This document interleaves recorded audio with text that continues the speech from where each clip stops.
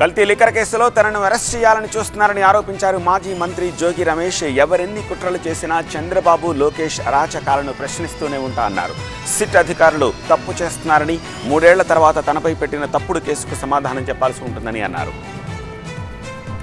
ఎవడో చెప్పాడని ఏదో స్టేట్మెంట్ తీసుకొని నన్ను అరెస్ట్ చేసి రాక్షసానందం పొందాలనుకున్న చంద్రబాబు నాయుడికి, చంద్రబాబు నాయుడు సర్కార్కి చెప్తా ఉన్నా, లోకేష్కి చెప్తా ఉన్నా,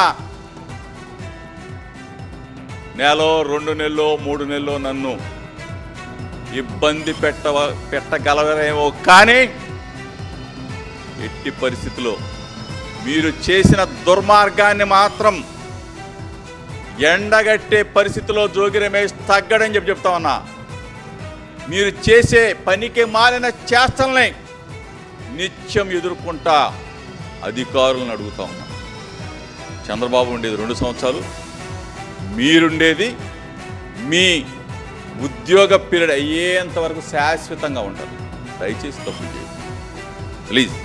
మీడియా మిత్రుల ద్వారా సిట్ అధికారుల్ని, సిట్ అధిపతిని కూడా కోరుతాం.